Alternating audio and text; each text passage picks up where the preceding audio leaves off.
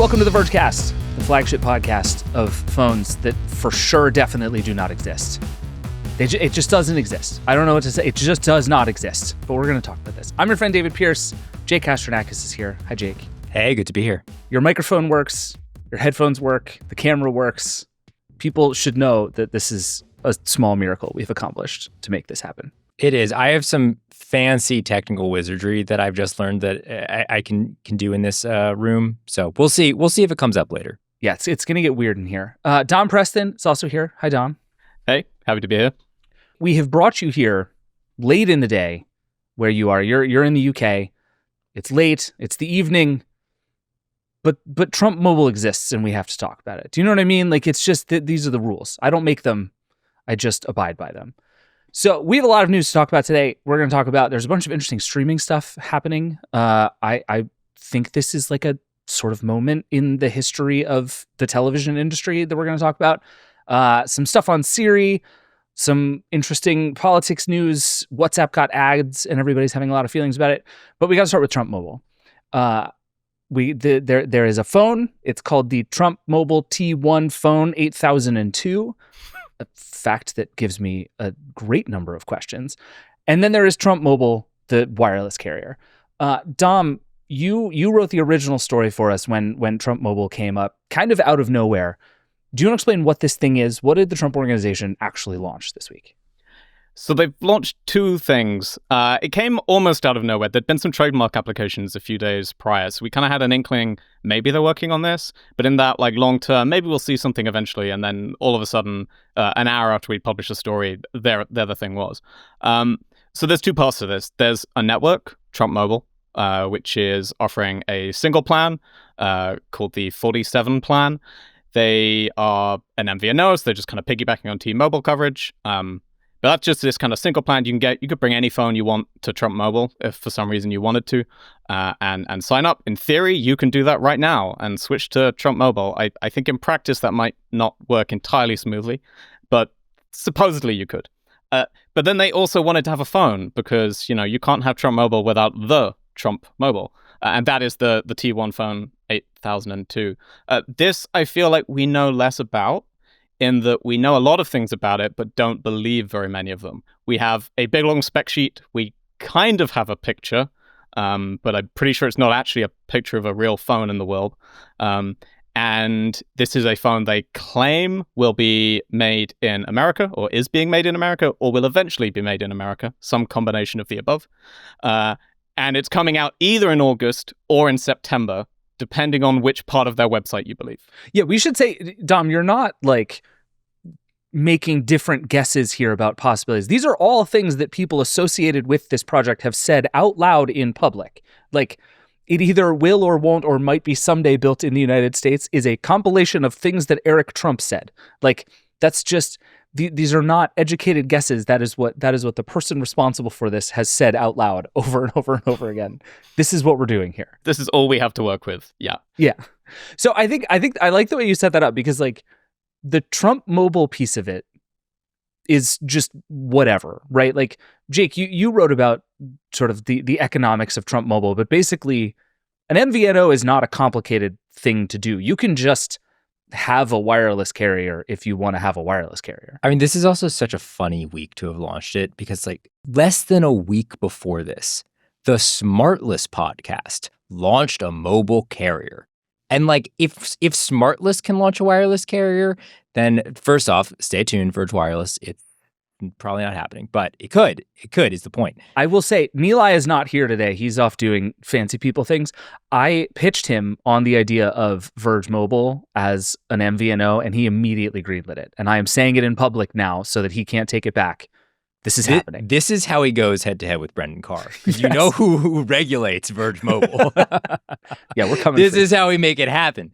But yeah, look, like Allison Johnson talked to a couple of analysts about, why are MVNOs like blowing up right now? And apparently it's part of it is 5G. I hate to say it, but there's just a bunch of extra spectrum and bandwidth and capacity because of 5G. So these networks are like, how do we offload this? Number two, eSIMs make it really easy to just join whatever network you want and try them out. And then I think everybody's looking at Ryan Reynolds, who, let's be clear what Ryan Reynolds did. He sold T-Mobile's own network back to T-Mobile for over $1 billion, which, good for him. That rules. One of the great business coups of the century, honestly. And it's actually like a perfect microcosm of the whole thing. And I think Allison's going to come on the show on Tuesday, and we're going to sort of dive deeper into the world of MVNOs. But Mint Mobile, which was an MVNO, like you're talking about, perfect example of this, right? Because all it is you take spectrum that exists from one of these carriers. They give you capacity on their network.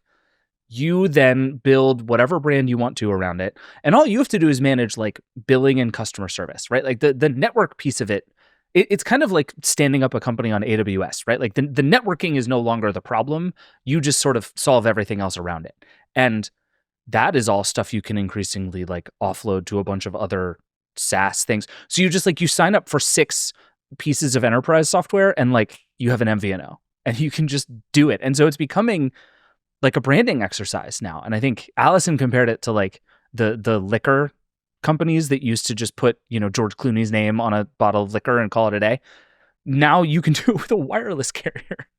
I mean, that's what it is, right? It's a branding exercise, which is like, that is what the Trump organization is. They just put their name on things. It's Trump stakes. Yes, I agree. And I think in a weird way, I actually think with Trump, this makes more sense than with some other things. But like, it's the smartless one that I have not been able to get my brain around. Like, what is there any celebrity or brand in the world that would make either of you immediately switch wireless carriers to be on that mobile carrier? Dom, like who would do it for you?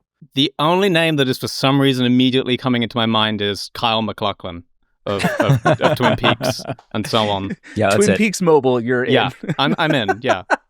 In loving memory of David Lynch, let's launch a mobile network and we'll go from there.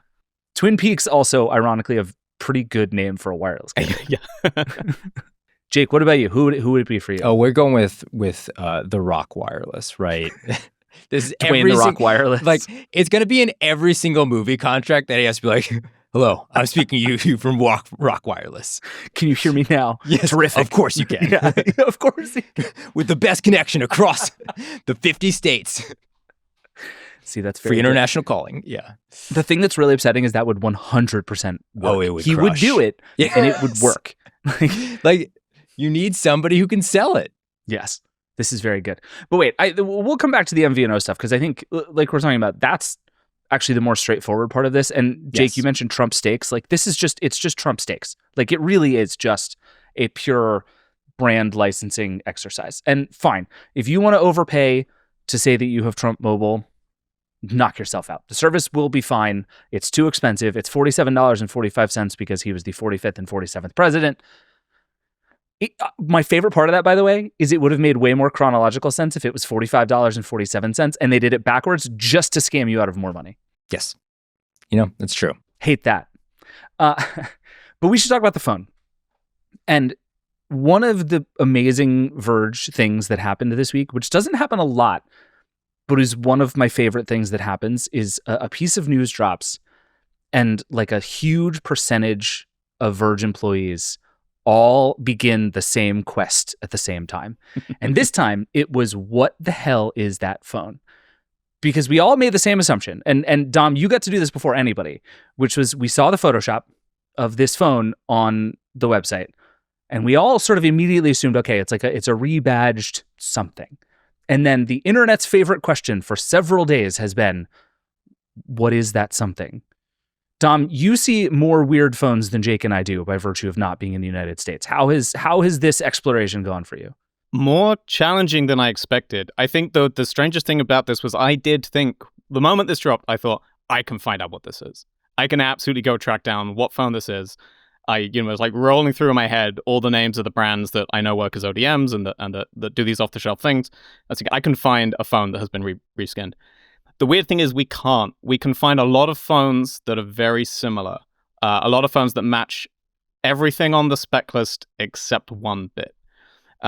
So it doesn't look like this is an exact version of another phone on the market that's just been given like a gold spray paint and a US flag on the back. Whatever they've done, they are working with, well, to whatever extent any of this is real, they are working with some sort of ODM, in most likely in China, to customize something a bit to make this, from what we can tell.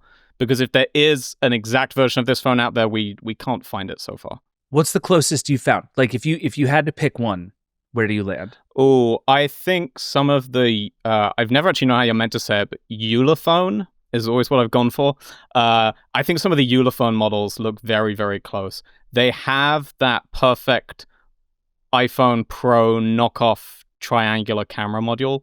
And they do have some models in basically the same size and with a headphone jack, which is that weird element that narrows everything down a lot, including a 3.5mm headphone jack actually suddenly removes a lot of the phones that this could be, because that's obviously a part of the chassis and part of the design that I imagine is baked in fairly early in the design of these things. So I can't say that with total confidence. Oh, that's interesting, because I think, and David, you pointed this out on the site, but the things that is most incongruous here is they say it runs Android 15, which is not true of a cheapo knockoff Android phone, and that it has a headphone jack, which is true of a very old cheapo Android phone.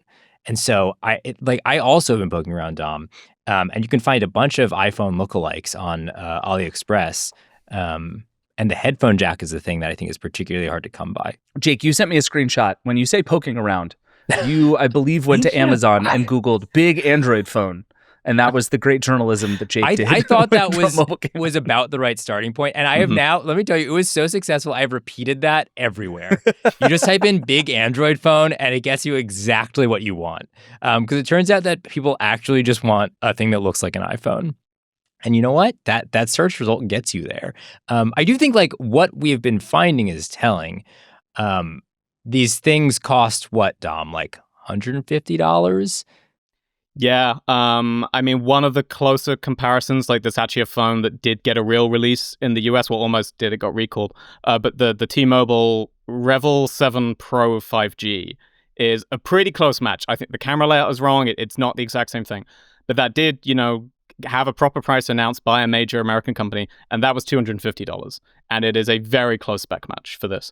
If you go for ones direct from the likes of Ulefone or Doogie, or Umidigi, then yeah, maybe you're more in the 200, 150 range. True kudos for saying all of those names with a straight face. The most enlightening thing about this whole process to me has been how truly deep the like Amazon alphabet soup of phone brands goes. I mean, it's wild. And every imaginable variation of specs you can just have. And this is like a thing I like intuitively sort of knew, right? That like intellectually I understand that phones are mass manufactured unlike almost anything we've ever seen, and they're everywhere and you can have any kind of spec that you want and they're just pulling parts out of a bin and putting them together and sending you the phone. But oh my God, can you just have whatever phone you want on Alibaba tomorrow? And like Jake, you said 98% of them will look alarmingly like an iPhone. It's just nuts how many of these are out there, and they're so cheap. Like a bunch of the specs, right? It was like a 5,000 milliamp battery, 12 gigs of RAM, I think 256 gigs of storage, all this like relatively fine Android specs, right? Like slightly better than the Pixel 9a. Way to go, Google.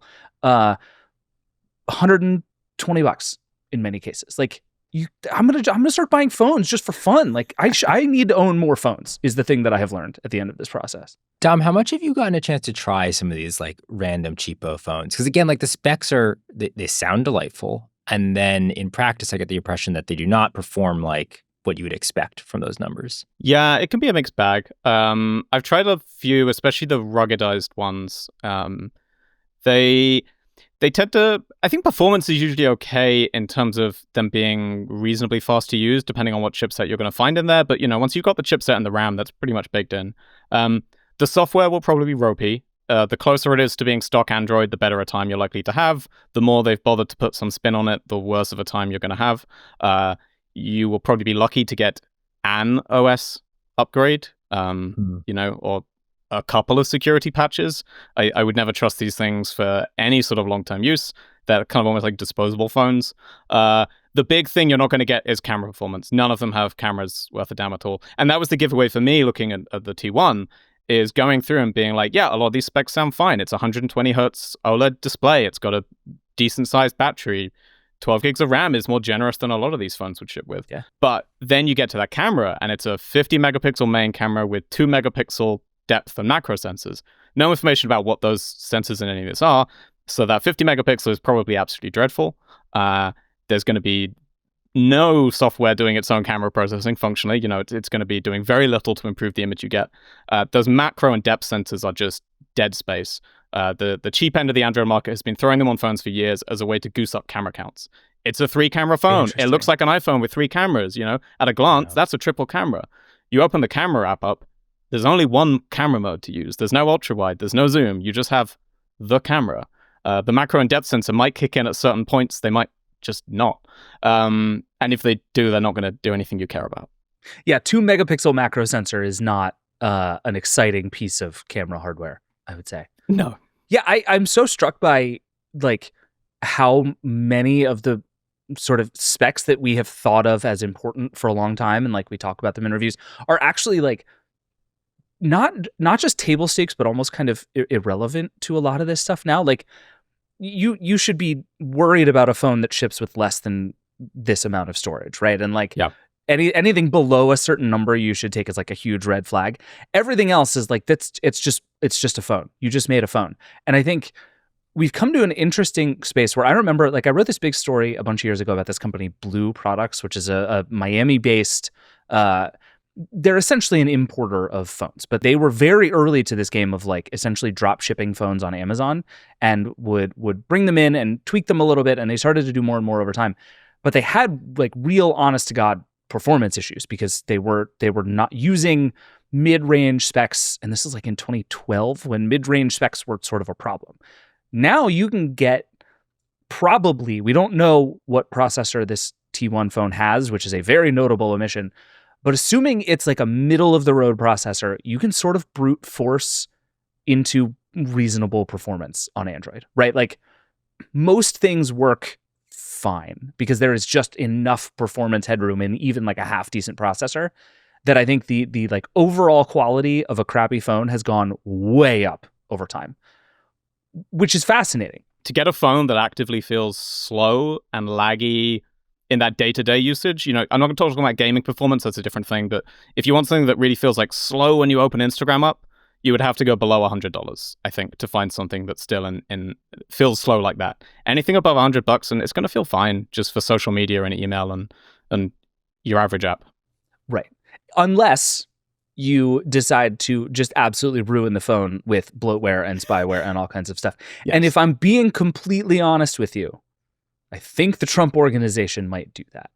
Like, can you imagine the like Windows style crap that's going to get built into this? And it's going to come with like 100 apps, none of which you want, most of which you've never heard of, all of which are like allowed to run in the background and cause all kinds of problems. Like, I think we've been on a good path away from junky software coming on phones for a very long time. Even Samsung, which can barely help itself, has kind of learned how to help itself. And here comes Trump Mobile, and they're just like, what if we just bundled every app that would give us $1 onto your phone? Would that be fun? Would you like that? I'm fascinated to see where they land here because I still review a lot of Chinese phones and a lot of Chinese flagships, and phones that don't launch in the US but would be in the like $1.5 price range if they did. And you can turn those on and they are filled with apps from minute one, and not Oppo apps, not Xiaomi apps. They have every social media network under the sun, every Chinese food delivery app, every different browser and search engine, all this stuff. There's so much stuff loaded on, even a very high-end device in China. That is still the way that market operates. That's so interesting. And you're right, like in the West, like the phones that you can buy in Europe and the States, like that just doesn't happen anymore. But it is still a money spinner if you're willing to make that compromise. And yeah, I really bet the Trump organization is willing to make that compromise. I know. I've been trying to decide like what apps do I think are going to get built in. I think the funniest one that I've been able to come up with is Signal. Like I think Signal should reach out to the Trump organization and be like, just build us into the T1. We'll give you some money just for a bit. I think I would enjoy that very much. But I suspect that will not be it, and it will be much uglier. So, Jake, here's my question.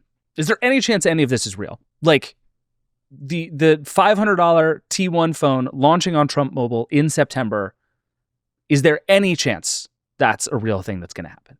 Made in the U.S.? No. I think, like, can they have a phone available to send us by September? Yeah, why not? Like, I think we could get a phone available to send to people by September. Right.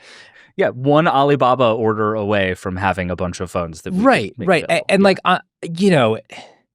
like if you look at the Trump Mobile website, like, it does not look like a thing they put a lot of effort into. It like, right, this looks like it was put together in about a day.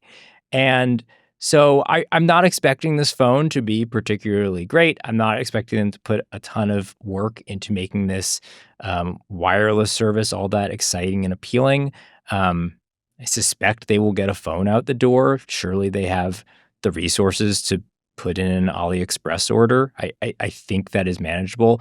On that one podcast, we saw Eric Trump holding up 2 versions of what, like, supposedly was the T1 phone 8002. He didn't say it was the T1 phone, but he sure wanted you to think that it was the T1 phone. They keep showing it. Here's the thing. There are 2 versions of this phone that we have seen. There's the one on the website, which is just an egregiously bad Photoshop.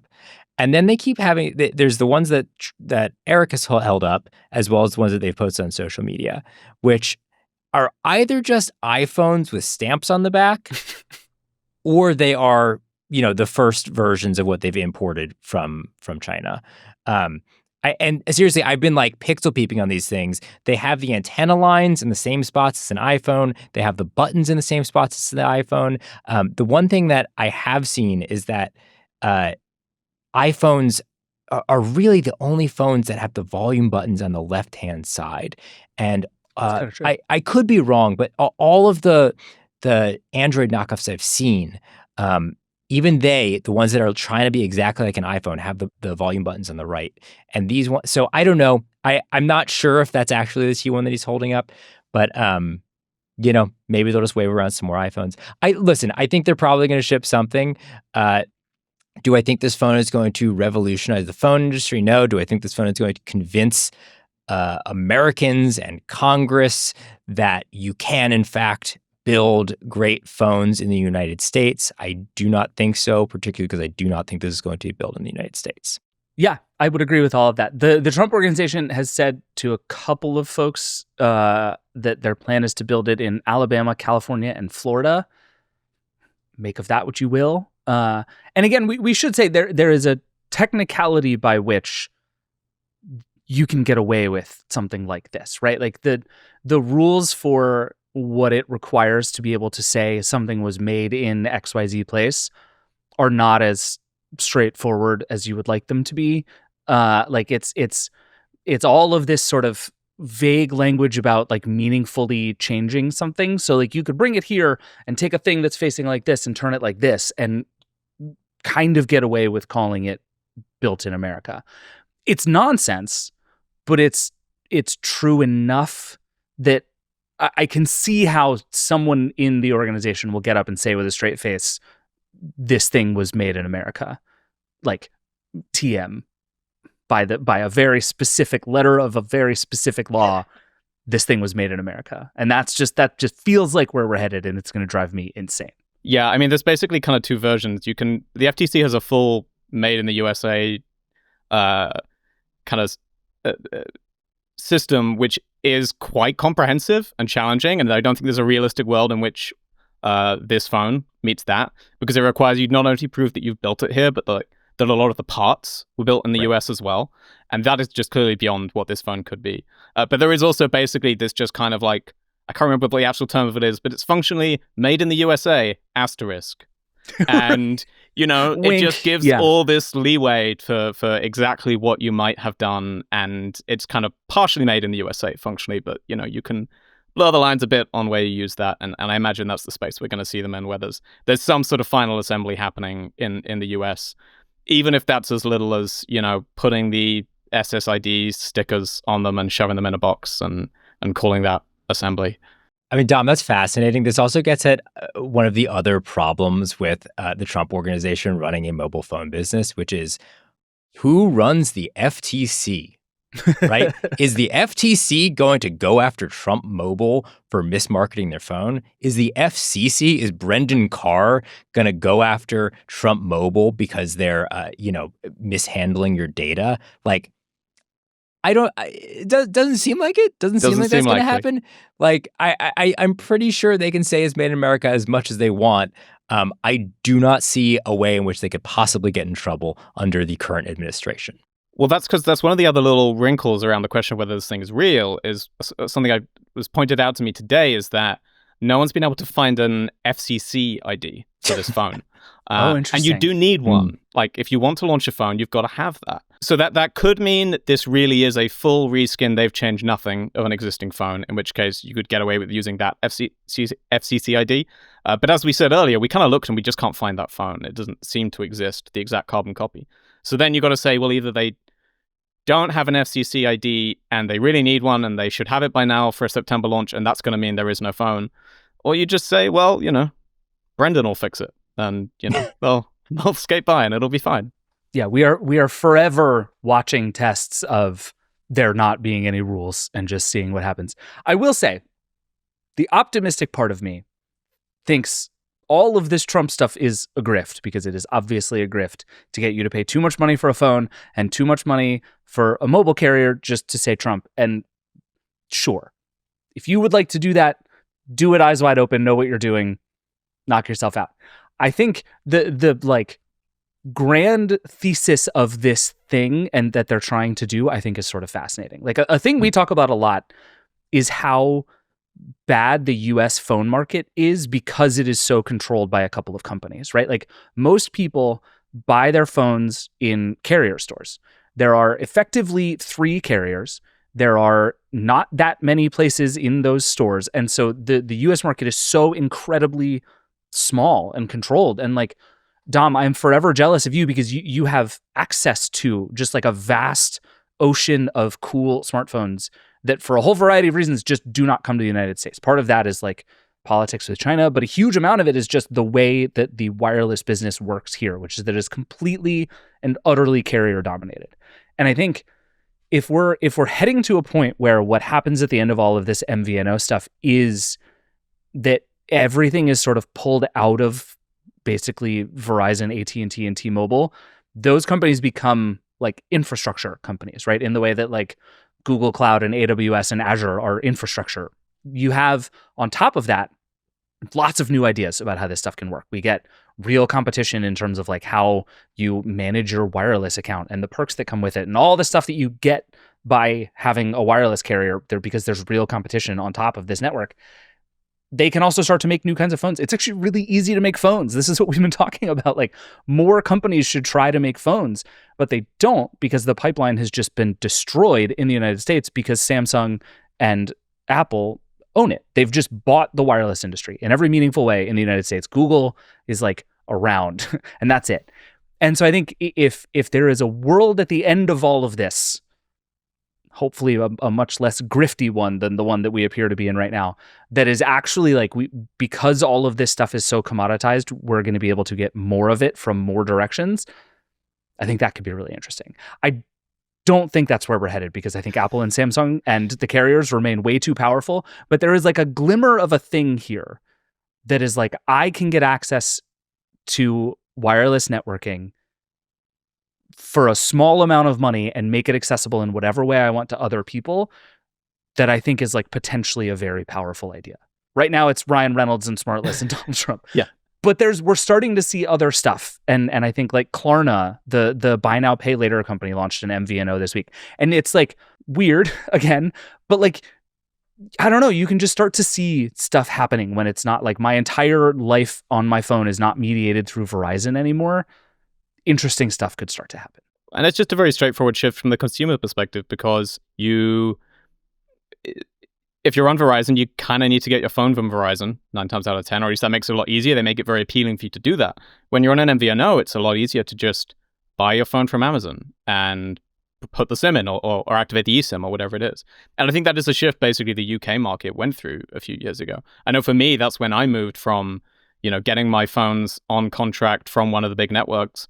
I then switched to an MVNO about a decade ago, and then was like, wait, I can just buy a Nexus phone on Amazon, and that's cheaper than doing it on the contract. And then I just put the SIM in, and that works. And oh wow, I've saved so much money by doing this.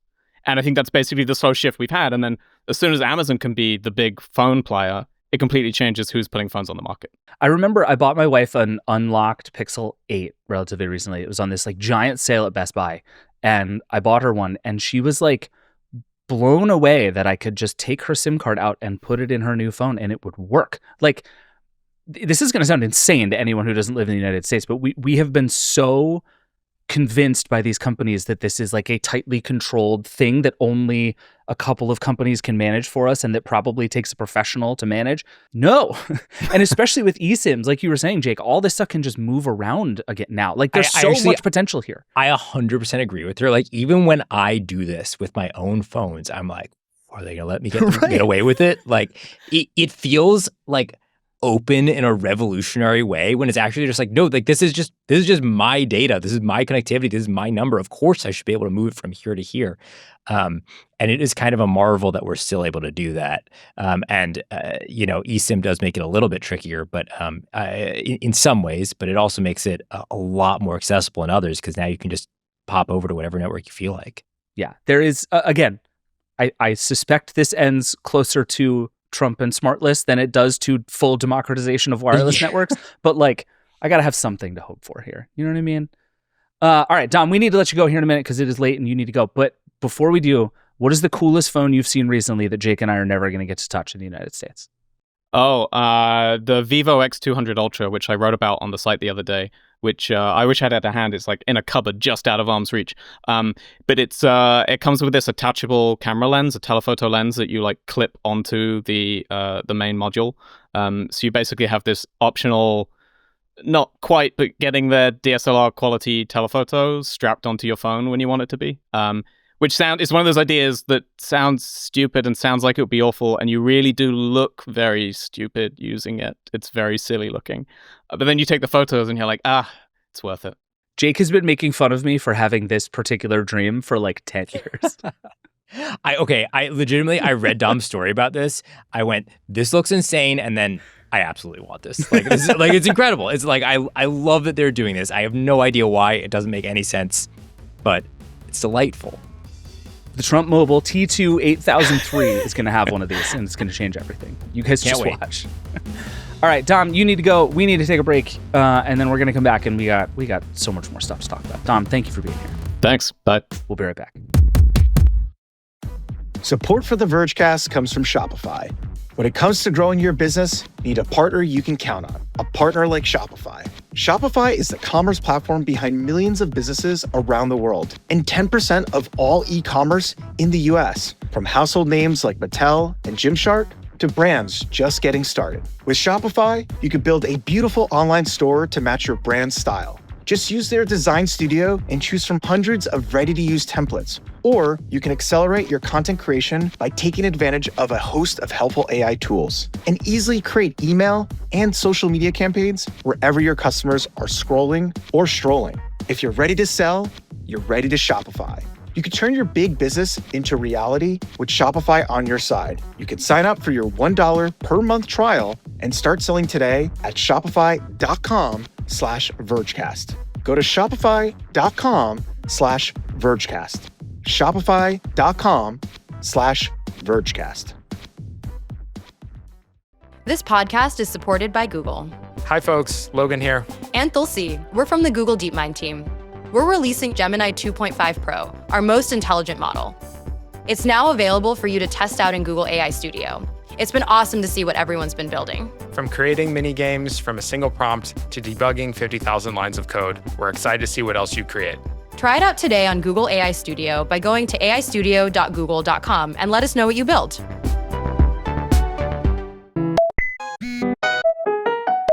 All right, we're back. Jake, it's just you and me. Let's do it.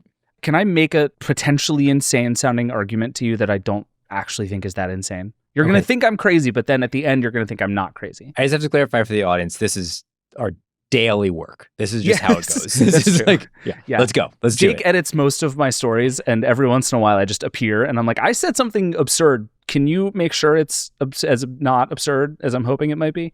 I would like to argue that this week is the end of television. That like in a bunch of ways, you can mark some studies and data that came out this week as the moment old school TV died. I want to hear your numbers. I want to hear your argument. This is one of those things where you're not saying it died with one grand strike, right? This is still it's a long arc, and you're saying we've crested, and traditional TV is now its moment has passed. It's more apocalyptic than that. So what I actually think is happening. So the way I've come to understand this business is that for a long time, TV made just earth-shatteringly huge amounts of money, right? Like that's just true. It was an unbelievable business for a really long time. And then streaming came up, and a lot of these companies made the bet that streaming is going to rise and cable is going to fall. And by cable, I mean cable and broadcast, which is an important distinction that I will make a couple of times here. That is going to fall, but it is going to throw off so much money while it slowly dies, because a lot of people who have cable are going to keep having cable, and there's a lot of money in cable, and it's a very sticky thing that, like, eventually everyone who has cable will die, and the cable business will die with it. But until then, cable will be around, and it'll throw off lots of money, so we're going to keep investing in cable. That, as we've talked about a bunch on this show, has been slowly shifting faster and faster and faster, right? I think there was a sense that maybe this was like a multiple decade change into like maybe it's a 1 decade change. And what we've learned is that it's a momentum business, right? Because so much of it is about where do you put ad dollars, that in theory, everybody could just move it tomorrow. Because if all the ad money goes away, none of it works anymore. Because for a variety of reasons that we can get into. And so what I think, there was a thing that happened this week, which is the Nielsen gauge. Nielsen is the company that has done TV ratings for forever. The gauge is the thing they've been doing since 2021, I believe, to also try and measure streaming. And basically everybody out there says it's an imperfect measurement, but it is sort of directionally useful over time. And what happened this most recent version of the gauge was that streaming was bigger than cable and broadcast TV for the first time ever. This is like a hugely meaningful moment, right? So the number was that streaming accounted for 44% of viewership, broadcast and cable accounted for 44.2%. So 44.8 versus 44.2. If you were to say, David, where's the other 11%? I don't have a good answer for you. There's like an other category that The TV is just off. I guess. You're just or it's frame TVs. You're just looking at the art. Yeah, something like that. But anyway, so that's a big change, and the momentum is just nuts. Can I just read you a bunch of numbers from? Yeah, I'd love it. So YouTube main, which is sort of the industry term for like regular YouTube, not YouTube TV, not YouTube Shorts, just YouTube, the proper YouTube app. Google, as always, very good at branding.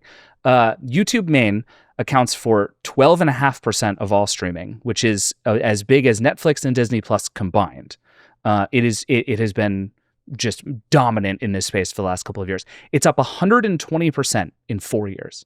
Well, and we've talked about it, how YouTube's biggest platform is now the TV. Yeah. Which I like still feels bewildering to me. Like YouTube, my own YouTube usage has increased dramatically over the past like 5 years even, which is honestly on a personal level bad. It's not good. I should spend less time on YouTube. But like for me, it's still very much a laptop thing. But you look at the numbers and you look at where their product efforts are going, and it is to the TV. And these numbers very much show you why. Yeah, I remember for years I would meet with people at YouTube and they would say the living room is our fastest growing screen. But it was for a long time, it was like it went from very small to still very small but bigger, right? And like fastest growing is a relative term. But then kind of in the last 18 months, it started to turn to like, no, this is actually our biggest platform. And now they're starting to redesign YouTube around the TV. Like we're seeing real TV first parts of YouTube in a way that I think is really fascinating. But I wrote a thing earlier this year for YouTube's 20th anniversary that was basically like YouTube is just winning the entertainment industry, and that continues to be true. But the fact that it was up 120% in the last 4 years just blew my mind. Like think about how dominant YouTube was in 2021, and it has more than doubled on televisions since then. Insane. Seems impossible. So that's just one. In like regular streaming services, I think we think of YouTube as kind of its own thing, but in the realm of like traditional streaming services, Netflix has been in first place for 4 years running. It's up 27% over the 4 years that the gauge has been running. And it accounts for like 7.5% of streaming. So like huge. Netflix is like the winner of the streaming wars in like every meaningful way and is still getting its ass kicked by YouTube. But anyway, so Netflix growing like crazy, YouTube growing like crazy. In that same period of time, broadcast, according to Nielsen's gauge, has been down 21% and cable has been down 39%. That is falling much faster than I would expect. Yes. And like that's just absent the ad dollars problem, right? This is just people are shifting their behaviors. And I really expected this industry to sort of just like chug along pretty indefinitely. And those are some dramatic, devastating declines that are really going to imperil the ability to operate those businesses. And I think, I suspect for a lot of our listeners, and certainly for me, it's like, yeah, of course, right? Like I have never had a cable subscription of my own, right? Because, by the time I was out of college, right, like streaming was available. Why would I not just stream everything that I need? On the rare occasions, right? I went to a bar to watch the finale of Breaking Bad. I think that was the one where I was like, okay, I do need cable for this. But that just like doesn't happen anymore, right? Like that scenario doesn't come up where the thing you want to watch, you can't get access to at home. Like one way or another, you can find a way to stream it, even if you have to sign up for an entire service that you don't want, or even if you have to sign up for like a bundled cable streaming service for a month. But it's all doable, and it's like, there's much to complain about in terms of, oh, okay, we've just recreated the cable bundle in a million different ways. Yep. Sure, great. It turns out that streaming did not exactly save us a ton of money, and it is in fact wildly complicated. But these things are all available. It's all possible. You have those options in front of you, and I think like that has actually accelerated pretty dramatically, probably just over the recent like 5 years, maybe during the time that we've seen that big decline, right? I think a lot of these stragglers were the traditional broadcast networks. And now you're finally going to be able to get those like major live events that traditionally you still would have had to have a cable subscription to get access to. Now that's all streaming. There's very little that you need to have cable for. You need to have cable if you just want to like have that experience of being able to flip through the channels and not really worry about it too much. And this becomes like a self-fulfilling thing over time, right? Like I've been thinking a lot about sports rights, and I remember not that many years ago, all of the leagues made a point to stick with the broadcast networks because what they kept saying was, it's important to us that we have a product that is accessible to everybody. And in a few spots would leave money on the table in order to do so, right? Like it matters to the NFL that it is essentially accessible to everyone, even if that means not letting Amazon give you all of the money in the known universe to do so. But the thing that has changed, right, is that you can make an increasing case that actually, if you want to reach everybody all at once, the move is to do it on Netflix. That like, I think if you just took a poll of people that more of them are likely to have Netflix than to have like a quick way to watch Fox. And that is a giant cultural shift that I think we're only starting to see the money follow. But that's the thing, like when I see numbers like this, it's like everybody in this space watches the Nielsen gauge. Like say what you want about the numbers, it is the gold standard of how the advertisers in particular look at this stuff. And they're going to look at this and they're going to say, oh, it moved. Not it's moving, but like it moved. We have this thing that we have been thinking was going to eventually change has now changed. Well, it's funny. We were talking about Warner Brothers Discovery splitting in half last week, and one of the part of it is because Zaslav has done a disastrous job, but another part of it is like they're splitting it into the thing that streams really well and the stuff that is cable TV, and that's just their good luck. Right. It does make a bunch of that stuff make sense. And we should like Comcast, by the way, disclosure, an investor in Vox Media, giant fans of ours.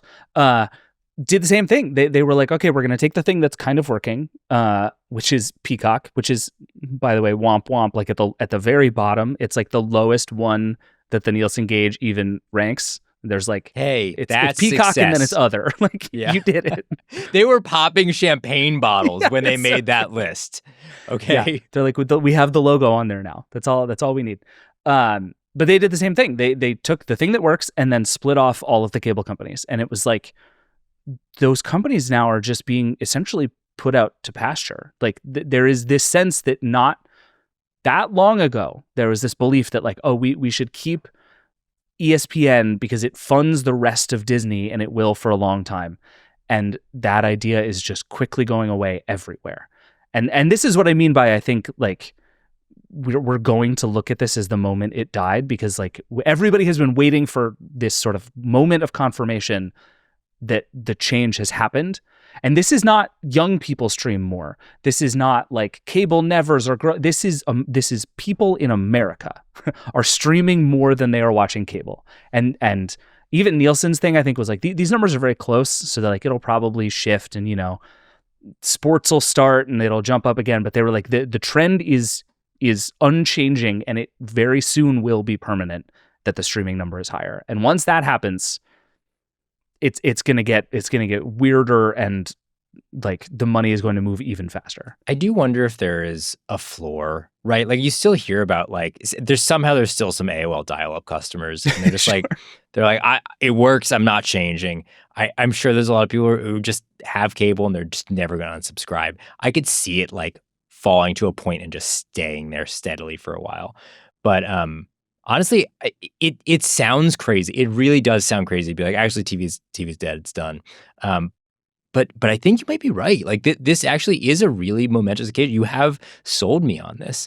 Did it? It does mean that I think we're going to probably continue to see some big changes in the streaming space too, as everybody races to take advantage of that growth, right? Because this means there is more opportunity there now. It also means they just by necessity have to go over there.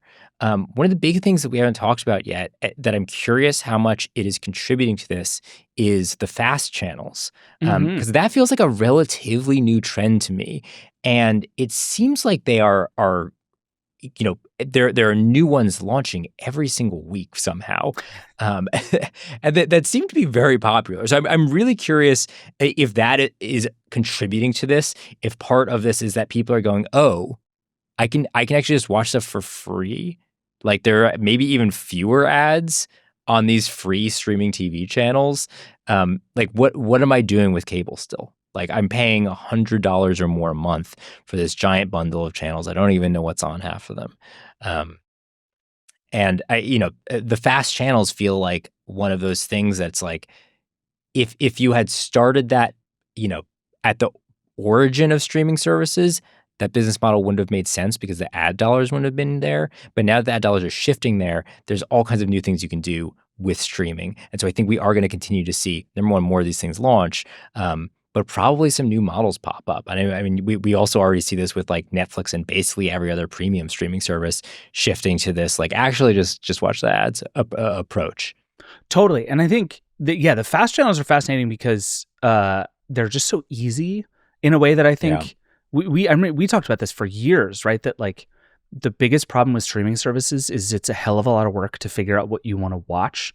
And what I miss about cable is I could just turn on my TV and it was just showing me television, and I would just like leave it on a channel and it would play things like that. That sounds different now, but that's what it was, and it was great.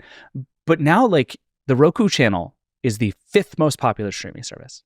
Yeah, it's the incredible. Roku channel, like insane. And the Roku channel is just, it's purely a fast channel. And the only reason it's popular is because it's there, because lots and lots and lots of people have Rokus, and the Roku channel just has a lot of free stuff just sitting there for you to watch. And Tubi is also on this list. Tubi, more popular than Peacock. Tough day for Peacock. But you're totally right. And these two things are starting to sit side by side, right? Where you have Netflix for like the high-end premium stuff that I sort of go watch on purpose. And then you have Tubi and the Roku channel for just like, just show me something.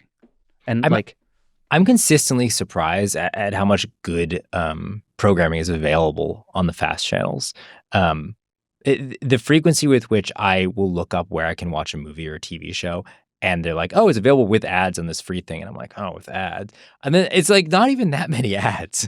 Like they are the best value in streaming. It is really incredible. No question. I do think it's a lot of ads. And I think the problem is we are being sort of re-desensitized to ads. That may be true. That may be like, do you remember when they first started showing ads on some of these streaming services again? And it would be like 1 30-second ad 2 times a show. And you'd be like, I'm going to watch an ad. How dare you? Yeah. And now we're back to like, there was news last week that Amazon doubled its ad inventory. And like, I'm not going to notice. It's just, we're just back to having too many ads all the time.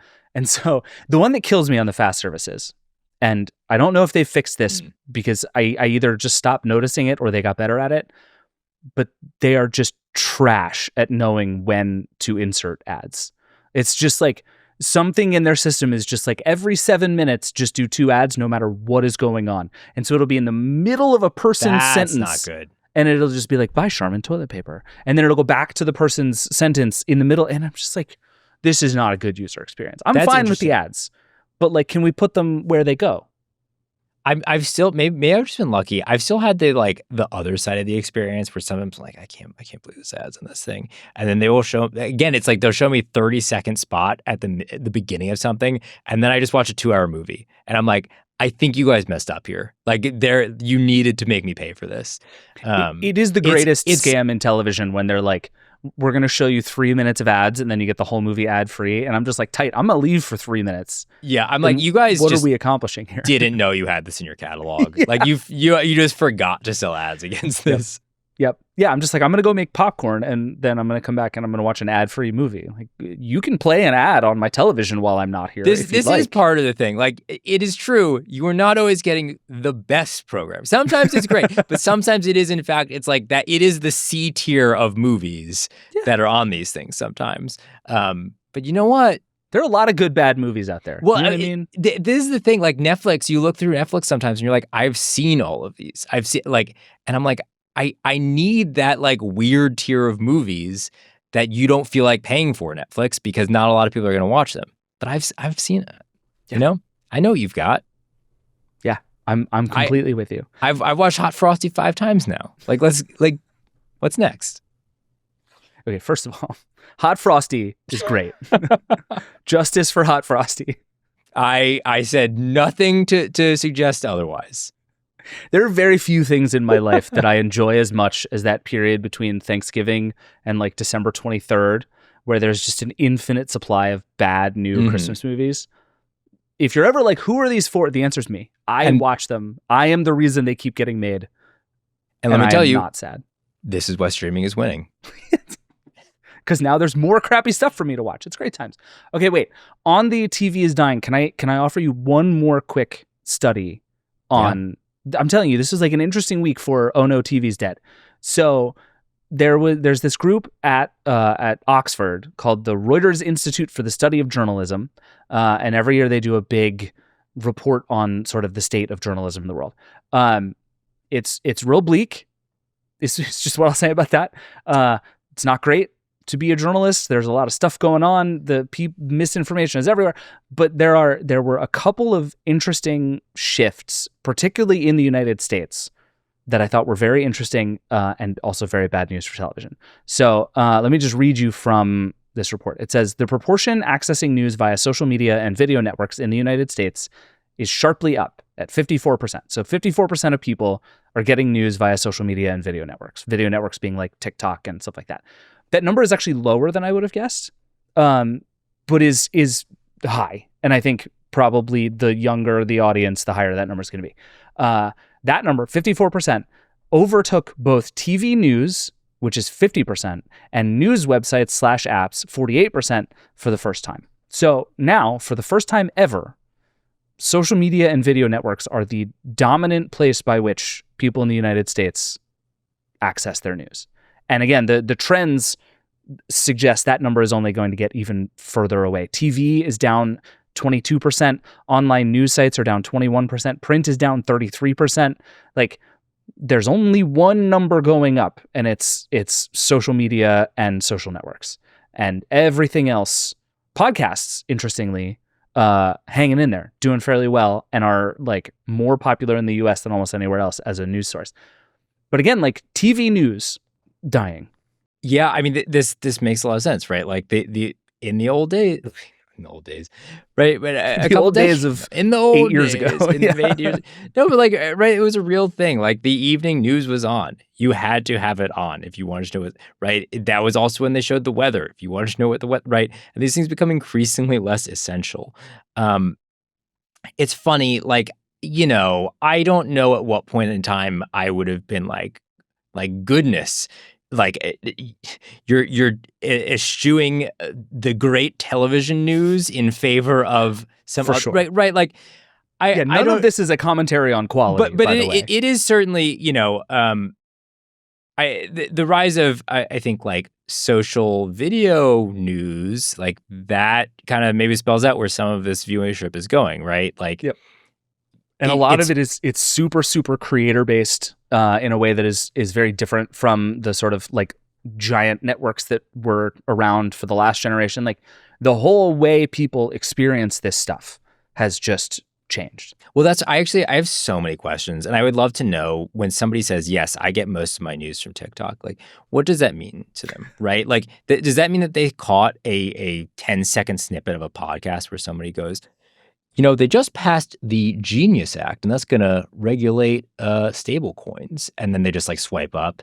Like, is that the thing? Is it somebody? Can I tell you a fact that's going to really bum you out? Oh no! Would you like to hear a list of some of the podcasts that people said they turned to for news? Yeah. Would you like to know the most popular? Is it us? No, it's the Joe Rogan Experience, which I think fairly neatly answers your question, right? Okay. Like, yeah. There is That's also not- this giant change in Yeah. what people perceive to be news. That's- News used to be yes.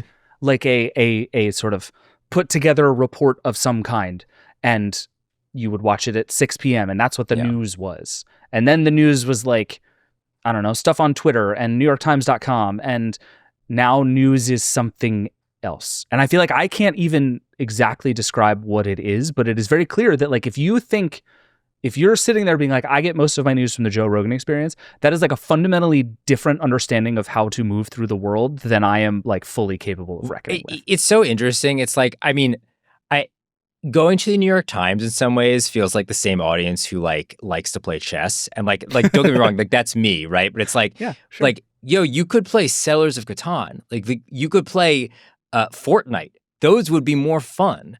I get all my news from Fortnite, Jake. I should Right, just and tell you it's that now. like you know, sure, you could go to the New York Times and it will have great reporting, and you'll get things in a timely manner, and it will be accurate. Or you can hear a version of it, and I'm putting version in like very serious like air quotes there, on Joe Rogan like some amount of time later. And I think that makes a lot of sense to me, right? Like news just becomes entertainment, right? You're not seeking out news. You are seeking out entertainment, and you happen to find out things about what is happening as a result. The problem with it being entertainment is that it is not always accurate. You know, listen, this is like a podcast, we're chatting, but we also like, we uphold the same like rigorous standards as we do on the Verge's website. Every single thing we're saying, we are making sure is accurate. I have here. never been wrong on the Vergecast before, ever. Listen, our takes, no promises there. But you know, this makes a lot of sense, right? And I think like to go back to your argument about TV, it's like, yeah, people are looking for the more entertaining, engaging experiences, and TV in a lot of like, number one, it's old, it's inconvenient, and it's also just like it is work in a way that flipping through TikTok is actually like pretty fun. Yeah. No, it makes me think of like, do you remember that phase when Facebook went from like a thing that young people did, and then all of a sudden it felt like in the span of a week, everybody's parents joined Facebook? Like, Yeah. do you remember that moment where all of a sudden everyone was on, you could just assume other people had Facebook? That's kind of what it feels like we're going through right now with a lot of this stuff, where it's like, none of these trends are surprising. Like you're saying, like this has been happening. We've been talking about it. But the speed at which it happened, and then this sort of immediate flip to like, just everybody's on TikTok now. It's not like Your parents are on TikTok now. God, I hope my parents are not on TikTok now. But like many people's parents are on TikTok now, and that thing has just happened. Like the shift is done, and it will keep growing. But whatever inflection point we have been looking for happened. Like it inflected. Yes. And I think now we're just going to have to, like, there's going to be so many downstream effects of all of that. Even like the way that these giant news organizations that are used to vast amounts of money being thrown off by their cable news networks, that's going to change. They're going to start thinking differently about how these platforms work. That's already been happening, but it's only going to accelerate. Like all of this stuff is going to change. It's so interesting. Like news was the flagship program on a lot of these big broadcast networks, right? Yeah. Like this was the primetime show. It happened like around dinner time or right after dinner time, so you could all watch it together. So it was there when you got home from work. Well, and then the next generation was 24-hour cable news was like the killer app of cable news or right? of cable. Yeah. And you look at Netflix, how many news shows do they have? There's like John Mulaney's show. It's like the closest thing they have. Yeah, right. Like it is just so interesting that news is just not a programming category that people are bothering with. Yeah. It's I don't know what to make of any of this. And I think like you said earlier, none of this is a statement of quality. There's a lot of trash on TV. There's a lot of bad news on TV, but it is different now, and it happened more quickly, I think, than anybody expected it to. And we're like, it's all going to get faster from here, I think. Mm-hmm. Like I remember talking to folks for this YouTube story that I was writing, and one of the things they said was that when YouTube hit the top of the Nielsen gauge, when it first was on the Nielsen gauge, and it was like sort of apples to apples how big it was as a TV streaming platform, YouTube's entire business shifted because all of a sudden everybody saw it differently, right? And that is like, it can happen that fast. These people look at these things and they go, oh, this one is winning and this one is losing. We're going to go on the winning team. And that's how it spirals. It's also really funny how much this whole streaming thing started as a way to get away from ads and commercials. And actually, it's all just looped back around. And the thing that is driving it is that the ad dollars are now in streaming. Everybody's rushing there because that's where it is. Can't escape it. No, this is just what we do here. Okay, wait, a couple more streaming things, and then we should take a break. One, I think we just need to take like a very brief victory lap. Because Max, or Warner Brothers Discovery, announced this week that when you go into the Max app, which is not yet called HBO Max again, but will be soon. Every time I open the app on my TV, I'm like waiting for it to change, and it's going to be such a joyful moment when it switches to HBO Max. I'm going to laugh hysterically. But anyway, now they're doing AI video previews, and they're actually going to be mining platform data to figure out which parts of a show or movie they should show you in the preview in order to make you more likely to watch it. And this is an idea that we had on the Verge. We invented this on the Vergecast, and no one can convince me otherwise. I don't remember when it was, but I'll find it. I cannot wait until they start showing the twist at the climax of movies. And people are just like, what the heck, you guys? Do you ever do the thing on YouTube where like it has the little graph of how much people play it, and you just skip right to the most replayed bit? I only do that on YouTube. That, like, why would you click anywhere else? Of course. It's just, you go to the Sixth Sense. I'm just trusting this is what I needed. Yeah, like that. Of course, is what. Like, oh, this sounds intriguing. Yeah, the AI is going to be both right and horribly wrong.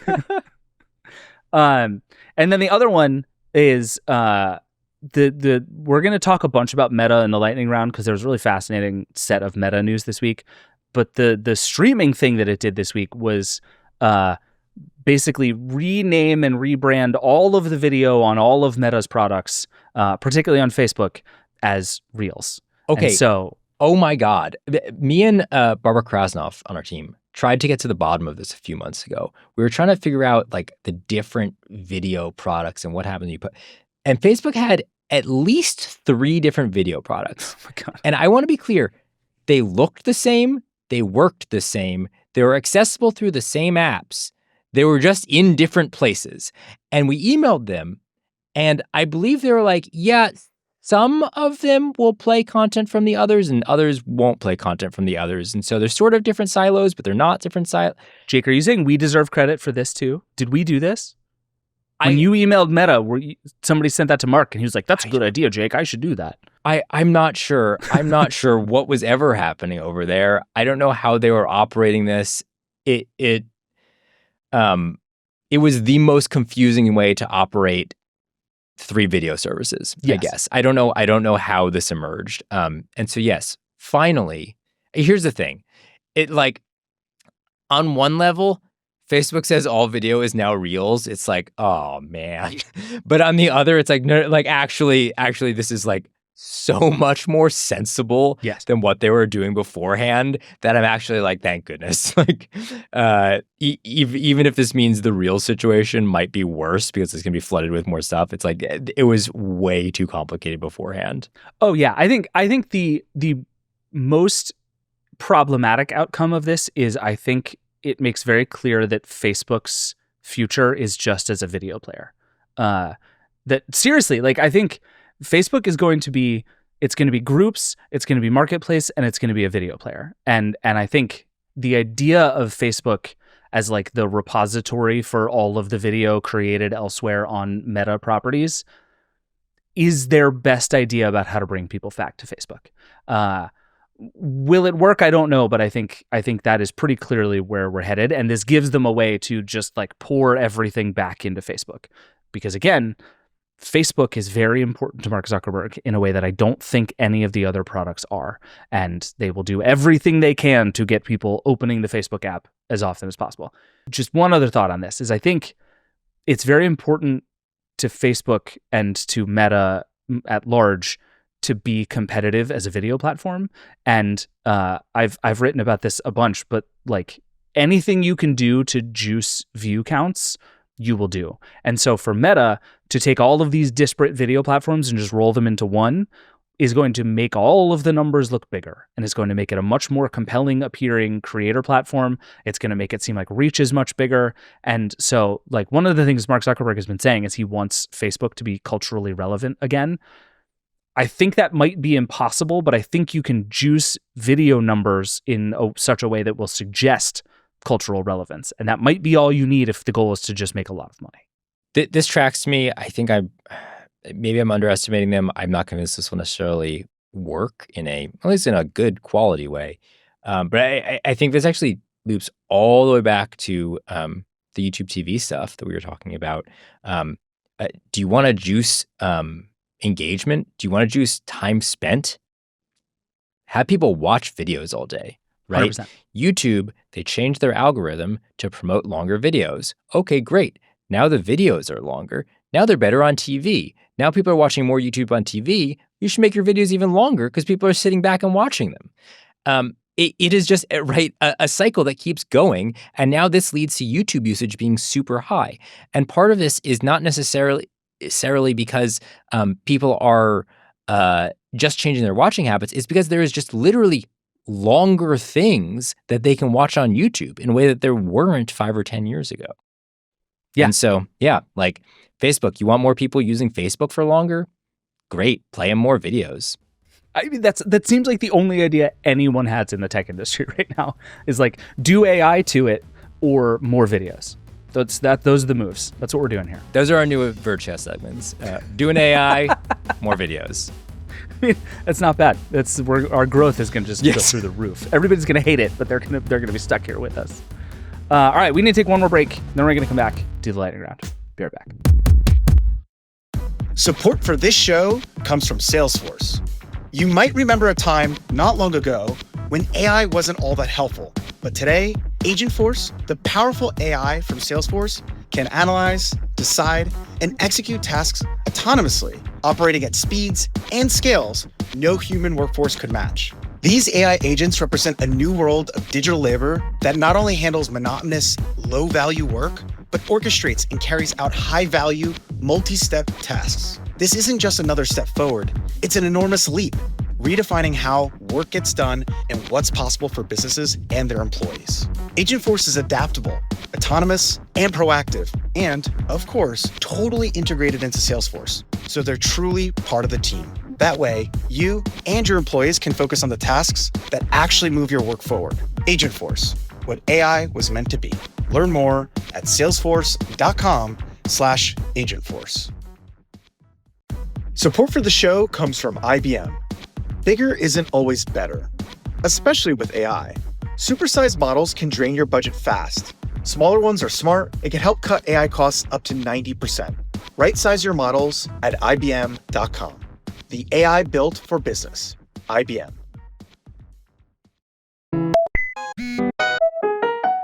All right, we're back. It's time for the lightning round. Eric Gomez, we have a sponsor for the lightning round. That is correct. This week's lightning round is presented by Google Gemini. I feel like you get better at that every week. I mean, I'm trying. This is great. It's good practice. Also, very cool Verge shirt from Eric. This is not a tease of merch that we are bringing back, but I would like to, and maybe we'll try. Vintage. All right, so since Neil is not here, we're going to skip Brendan Carr as a dummy for a week. We're going to give Brendan 2 weeks to be a dummy, but there is one tiny bit of news that is related to our main man Brendan that we should just mention very briefly, which is that the Senate confirmed Olivia Trusty, who was Trump's pick to be the new commissioner of the FCC. The vote was 53-45, and now this means there are 3 people on the FCC instead of 2, and kind of just 1 because Anna Gomez is just like running around telling everybody that Brendan Carr is a monster and waiting to get fired. Hooray. Great job, everybody. Good government.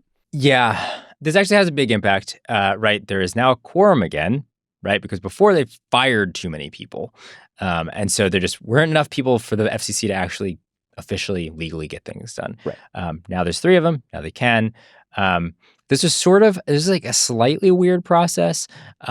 FCC commissioners are usually nominated and confirmed in pairs. There's usually one Democrat and one Republican at the same time. Now, maybe you can make the argument that, okay, there already is Anna Gomez and there's an odd number. So maybe that's why. I think some people are definitely a little worried about the fact that they only did a Republican this time. This is actually like very strange to me, but the Communications Act, which established FCC, it's a legal requirement that there can only be 3 people out of the 5 commissioners. Only 3 of them can be of the same party, so that there is some limit to your ability to stack the commission. Right. That being said, could the other 2 people be like the Whig party? I don't think anybody's tested that yet, so we'll find out. But yes, now the FCC back at it. Yeah. I mean, can I just read you a quote from our story, which I feel like just perfectly, it says all the things that I would like to say much better than I would say them. So Lauren Feiner wrote a story for us about Olivia Trusty and the nomination process, the confirmation process, and she got a quote from a guy named Matt Wood, who is the VP of Policy and General Counsel of a nonpartisan group called Free Press Action. I'm just going to read you the whole quote, and then we're going to move on. He says, in normal times, there'd be little reason to oppose the confirmation of a candidate as qualified as Trusty, but these are not normal times. Trusty's confirmation gives Carr the majority he needs to radically reshape the media sector in Trump's image, including offering policy favors to large broadcasters in exchange for their unwavering loyalty to the president.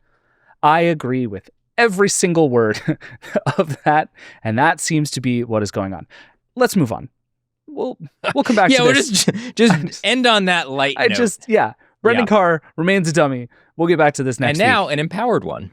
And now a dummy with feel good about that. Yeah, someone else who can sign the papers for him. Next up, we got a little tiny nugget of maybe kind of news about Siri. Everybody is doing the developer beta stuff. Liquid Glass is bad. They're out there doing more interviews about iPadOS, and we continue to hear spring 2026 for better Siri. I just want to put that out there. Okay. Do you buy it? No.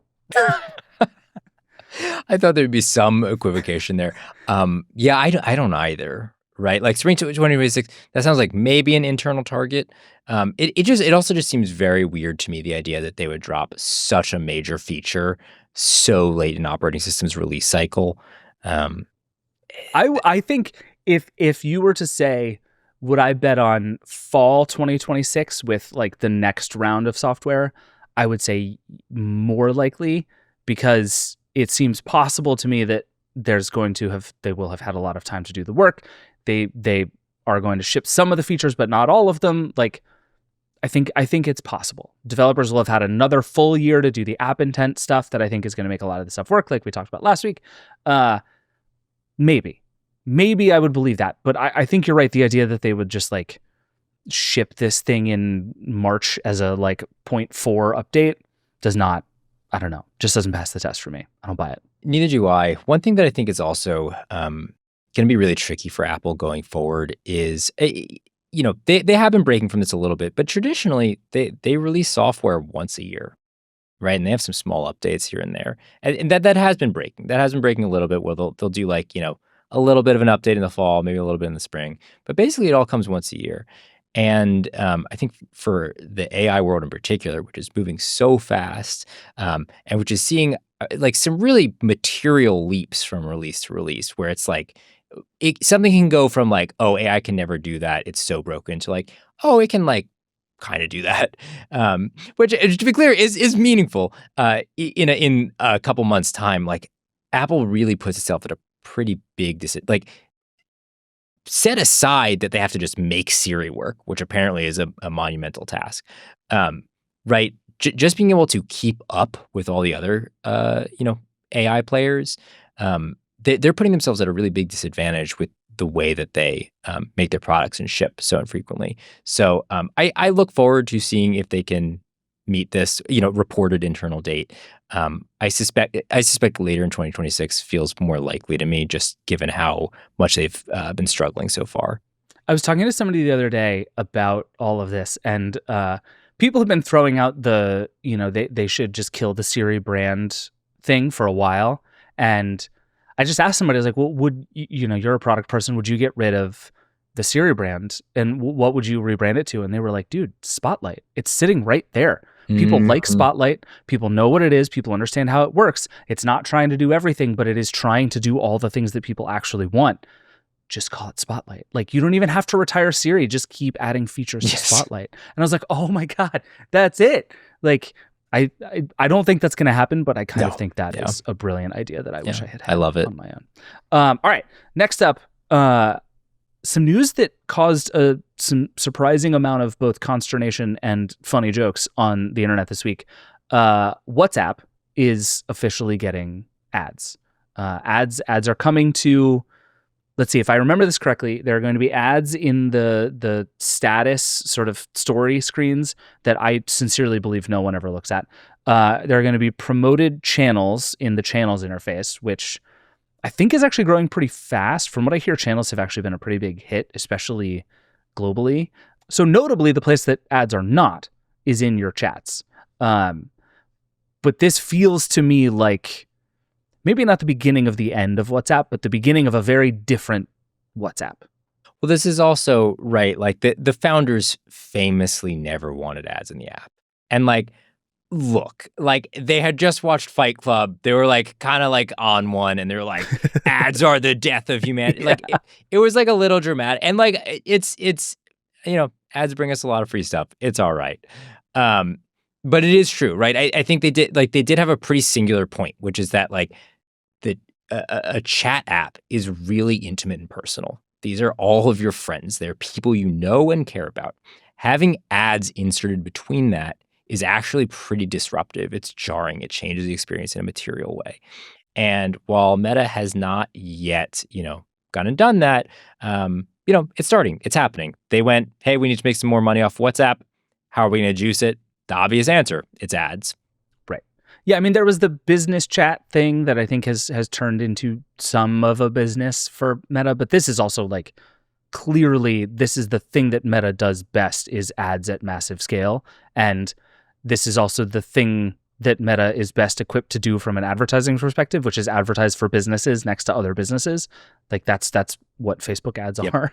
Like this makes perfect sense to me from a Meta business perspective. Like, of course, this is what you would do.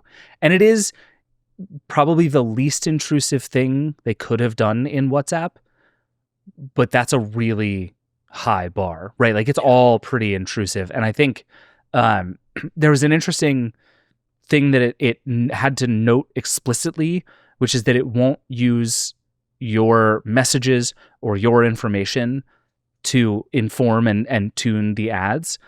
And this is the like perception change that I think is so hard to do after the fact, which is come in and say, yes, of course we've been reading all of your messages, but we're not going to do anything with them. And even though like I have no reason not to believe Meta's lines about encryption. There are a million conspiracy theories out there, but if there has been a proof that WhatsApp messages are not encrypted, I have not seen it.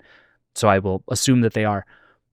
But you don't, that perception goes away quickly. This sense of like, I am in an actually private place, which already became harder for WhatsApp to do when it was bought by Meta, a company that is not famous for being a good citizen of your privacy. To then say, there's ads here, but we still don't, we're not looking. We're just putting ads here. It's just a constant reminder of who is here with me in this place where I am supposed to be able to be by myself. No, that's so real. Like everybody thinks Facebook is like tapping their microphone, and it's like they just know everything else about you, right? They don't need to Meta read probably your doesn't encrypted have chat. to read your WhatsApp. Right. They don't have to. They already know this stuff, and now it's going to be very like abundantly clear how much they know about you. Yeah. I think it's pushing in this very interesting like Snapchat-y kind of direction, which is very funny because it just absolutely decimated Snapchat as a product, but they're trying to do some Snapchat stuff. But the last thing I want to say on this before we move on is just genuine kudos to Signal for immediately after this happened, screenshotting an announcement of it and saying, this was Meredith Whittaker, the president of Signal, who said, use Signal. We promise. No AI clutter, no surveillance ads, whatever the rest of the industry does. We lead, we don't follow. Heart emoji. Nailed it. No, like it is very funny how much Signal's marketing is just written for itself. And they just, every time they're like, oh, look, somebody did a bad thing. We won't do that. Use Signal. That's their whole marketing message. And it just keeps working. And it's very funny. And I enjoy it very much. All right, couple more, and then we should get out of here. There was this interesting change while we're talking about ads to Reddit this week that I found really fascinating. Did you track this at all? What do you mean by track this? Did you pay attention to what Reddit is doing at all? Reddit ads are not required to be interesting to you, but I'm happy to explain it to you if you'd like to know. No, tell me. Yeah, whatever. So Reddit basically forever trying to grow as a business and has realized that the best thing it has going for it is all of the posts and comments on Reddit. So Reddit announced two things for advertisers this week. One of them is that it will basically let you take all of the insights and all of the information from all of Reddit and use it to inform your ads, which is the sort of thing that is like true on lots of platforms, but is again the kind of thing that Reddit went out of its way to be like, we are a user-friendly and moderation-friendly platform, when in like Facebook was like, screw you, we sell ads based on all your stuff. Reddit is just fully doing that. But the thing that I find even wilder is that now if you're an advertiser, you can have an ad on Reddit, and then right underneath it, Reddit will dynamically, AI-driven-y place positive Reddit posts about your product that you're trying to advertise. So they will just find people who said nice things about you on Reddit and just dump it right underneath your ad all over Reddit. That feels weird. Bad. It's interesting when I saw the headline for this. I part of this feels genius and part of this feels really not good. Like, it makes sense to me if you're Mercedes and somebody's like, check out my sick Mercedes. Great, like go promote that. That seems cool. And like, maybe that's a little weird if you're the guy who gets promoted. But just like streaming a bunch of random comments from out of context, that feels off. And I feel like users are going to feel betrayed because you do not believe that your comment is going to be used in that way, right? It is meant to be in a specific spot for a specific community. And I think once you start moving that around, and particularly once you start putting dollars behind it that you, the user, are not seeing, that starts to get really uncomfortable really fast. So I understand why Reddit is doing this. There's like something I think very smart about hey, there's people saying nice things about you and like having fun with your stuff. Why don't you like just promote that instead of putting a boring ad that nobody wants to read? I like that. But yeah, they have to be really careful. Like these, community is everything for Reddit. And this is a thing that is disruptive of that in a very real way. Yeah, I would just encourage everybody to go look at the screenshot in Jay's story, which we'll put in the show notes. It's a Lucid Air ad that just looks like a normal ad. It has a picture of the car. It looks like a Reddit ad. And then right below it, there's an AI summary that says, Redditors show excitement for Lucid Air's performance, quality, and innovation. They also appreciate the company's service and delivery. And then it has a side-scrolling list of presumably positive posts about Lucid. I'm looking at this GIF. This is the worst possible version of this feature. Like, I don't understand this at all. It feels so disingenuous and like not representative of what is actually great about Reddit. No, this doesn't make sense at all. Yeah. And this feels terrible if you're one of these users too. Like, it looks like you made an ad. Yeah. All right. 2 more things that we should get out of here. First thing, the Senate passed the Genius bill, a terrific backronym to get to Genius. I'm very proud of this for everybody. And basically what it does is it establishes a regulatory framework for stablecoins and crypto tokens, basically so that private companies can now launch digital coins pegged to the value of the US dollar. As far as I can tell, Jake, this is a huge win for crypto people, right? Like everybody seems very excited that this is happening. Yeah, I think the idea is that it legitimizes stablecoins. It also means that the US is not going to alternatively crack down on them, right? True. I think that's the bigger fear. And this is saying, nope, go ahead, go do your thing. I read through some of the bill, and it does put some, I think, useful requirements in place, right? It requires that you actually back your crypto token with real assets. It requires that once a month you publish what those assets are. So there is some transparency and there is some requirements here. I would say this still feels like a product in need of a market to me. But yeah, this is just a win for the crypto industry. It is an allowance for them to make these tokens. Theoretically, it will make them less scammy. Theoretically. Yeah. I would encourage anyone who wants to know how this stuff works to read about Tether, which is a really fascinating stablecoin and probably the most successful one we've had so far. Has also had a just long-running series of shenanigans around it. And I think it's a good place to understand like how this works and where it can both go really well and get really weird. But yeah, the incursion of crypto people into the government continues apace. And one of the interesting things about this was a lot of the Democrat opposition to this bill has been about essentially like Trump coin exists, and now this makes Donald Trump, just lets him regulate his own money now. And that's a strange thing. And so we will have to see how all of that shakes out. But let's end on some better news, which I am much more unabashedly excited about, which is new Fediverse stuff for Threads. And normally this is where Nilay and I just like gas each other up about how great the Fediverse is. My question for you, Jake, is are you excited about this at all? That's so funny. I was gonna flip this back around because I'm the person who's I'm a little more skeptical. I was gonna ask you. It seems to me that some of the Fediverse momentum has maybe slowed down. And admittedly, this is a pretty big announcement because I think when Threads launched, I think it was at peak Fediverse hype, and they're like, we're gonna be one and the same with the Fediverse. Yeah. And then last year they're like, there's some Fediverse if you want it. And now maybe there's finally a little bit more Fediverse. But it does feel like, in some ways, it now feels like things are even more fragmented to me, right? Like nowadays we're like, Blue Sky has a personality. You know what you get on Blue Sky. Threads has a personality. You know what you get on Threads. I don't know what's happening on Mastodon, but it is there. It very much has its own personality. Yeah. So I'm much so.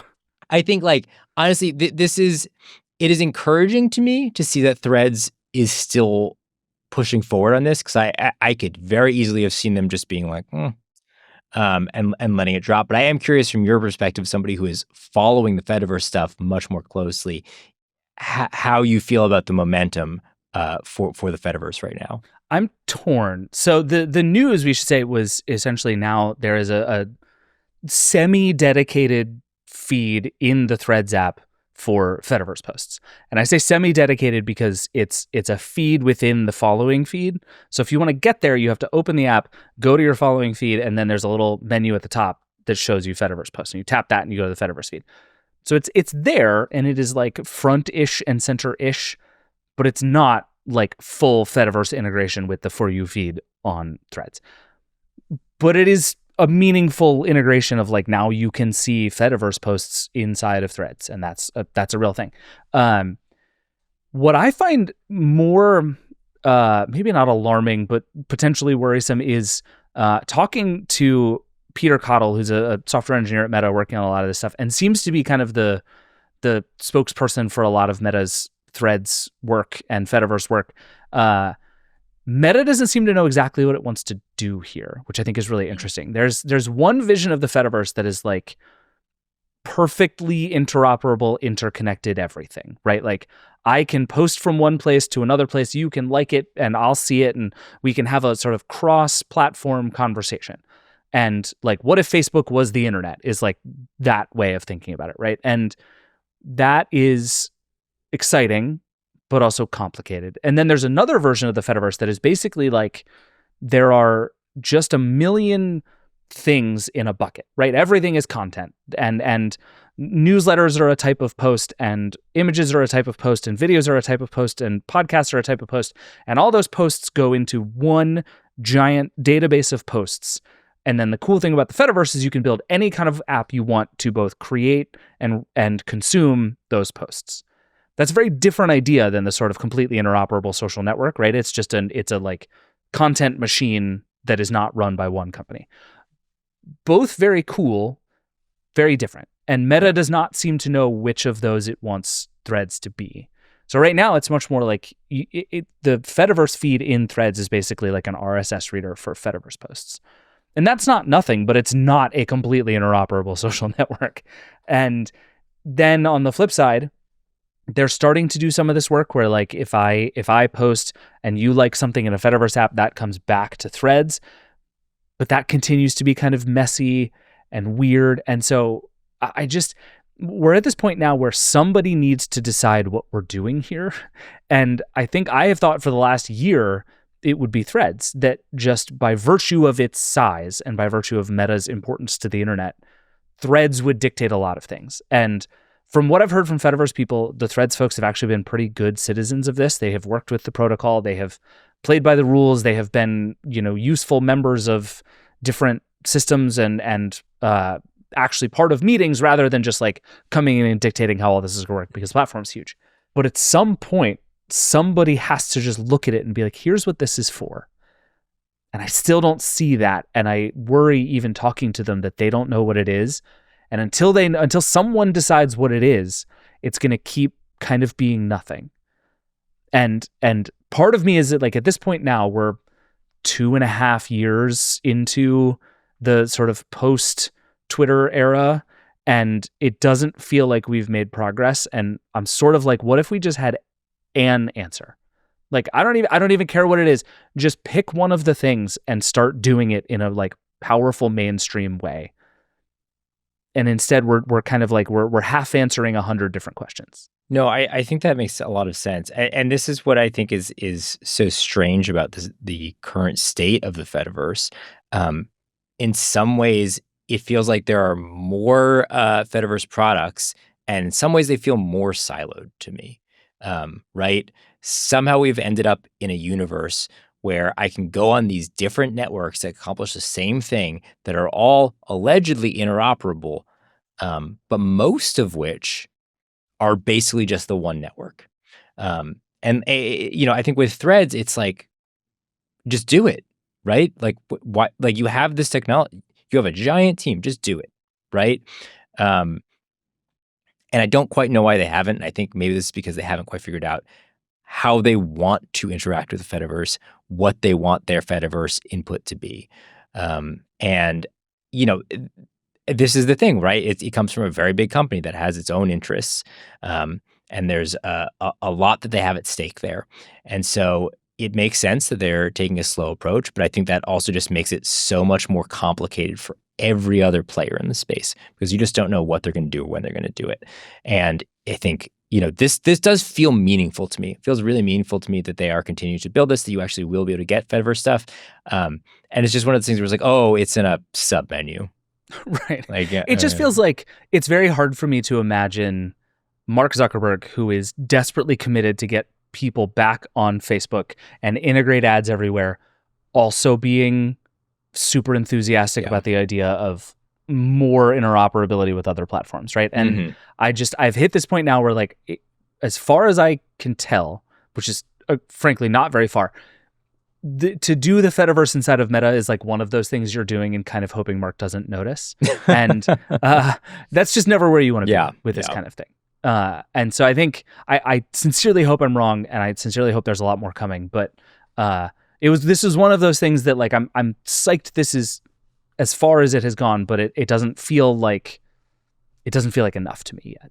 Yep. All right, one more, and then we're gonna go. All right, and this one more is a thing we just published today. We should say we're recording this on Wednesday because it's Juneteenth on Thursday. And today, Antonio Di Benedetto posted his review of the Framework Laptop 12 device that I have been personally very excited about. And boy, is it exactly what I expected it to be. This thing is like the Framework Laptop. It's $800. It's cool and pink and colorful and pastel-y. It's very repairable and upgradable, which is Framework's whole thing. This was designed to be the like fun, approachable version of what so far has been like a very nerdy brand of computers. And it's like, it's awesome, but it's not very good all at the same time. And that is like exactly what I assumed it would be, and kind of a bummer. Honestly, this is exactly what I expected, and I think like what it needs to be, right? Like if you haven't seen what the Framework Laptop 12 looks like please Google it. It is the most delightful looking laptop. It's it really like is. These pastel like pinks and aquas. It is like one of the most fun pieces of tech that has come out in a long time. It's great. And I think if you would just replace this with like a normal beige boring thing, you'd be like, okay. But 100%. I think so much of this thing is the ethos, right? Like it is repairable, it is upgradable, and it is fun. And you know what? Is it a perfect laptop? Absolutely not. Right. But I know, like, it couldn't have been. It was not going to be. No. But I think you can buy this thing and feel good about it. And I love that. Like I love that they delivered on, I think, what they were promising here. And there were a lot of things that Framework didn't do well here that are actually pretty easy to do well, which I find sort of encouraging, right? Like the webcam is pretty bad and the speakers are extremely whatever, and it needs more RAM and a better processor, right? Like the beauty of this thing is you can upgrade some of those things yourself over time, but B, those are things that a company like Framework can just go do better next time. So I think, to me, I look at this and I'm like, okay, this is not the thing that I wanted it to be. The performance isn't amazing. The keyboard isn't amazing. There's just like a lot of sort of near misses, but they all feel correctable. And I think Antonio's takeaway was very much like, this is a great idea. This is a thing that should exist. This will appeal to lots of people. We need Framework to deliver on the upgrade path here and like make this thing last a long time, which the company's done a pretty good job of so far, but also like stay at this one, right? Like keep making adorable laptops, and a couple of them from now, you'll have one that's awesome. Like, you know what this is making me think of actually is, do you remember the Google Pixelbook? That was the very thin, like kind of white and gray laptop that Google made. I loved that thing to bits. It thing had some fans. One of my absolute favorite laptops of all time. And the only downside of it was it had a just big, giant monster bezel and looked sort of cheap and ridiculous as a result. And I was just like, God, I can't wait for the second one of these when they have like another generation to rev this and fix it. And then they never made another one because Rick Osterloh hates me personally. And this is the thing. It's like you're on the right track. You've done the hard part. Go do the easy parts. And then this thing is going to be awesome. And that is like, I really hope Framework sticks to this because there's something very, very cool here. I'm excited. Framework has been like kind of on a roll, putting out some cool hardware. And yeah, if they can keep at this and like keep doing this on a regular basis, oh man, it's going to be really fun. And I do feel like we've spent 10 years waiting for somebody to make like a fun, not overpowered, but not underpowered, just like solid across the board $800 laptop. Mm-hmm. We've waited, like Microsoft has tried it a bunch of times with various devices, hasn't gone really well. Dell keeps trying weird stuff that doesn't work. Like this is a thing that should exist. And it feels like Framework is like closer to it than anybody who's been in a long time. And I would very much like it to work. I just want a pink laptop. Like, I don't think I knew I wanted a pink laptop until I read Antonio's review, and I was like, this color scheme like really works for me. It really works. Yeah.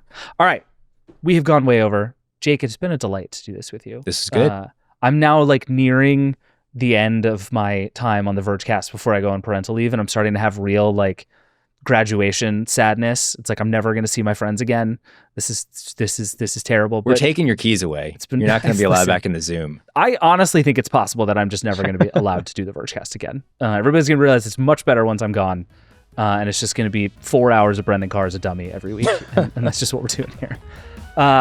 But as always, thank you for doing this. We'll have lots more next week, more stuff on MVNOs. There's some Tesla stuff potentially happening this weekend that we will cover in one way or another next week.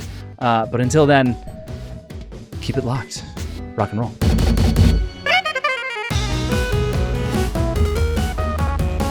And that's it for the Vergecast this week. And hey, we'd love to hear from you. Give us a call at 866-VERGE-11. The Vergecast is a production of The Verge and the Vox Media Podcast Network.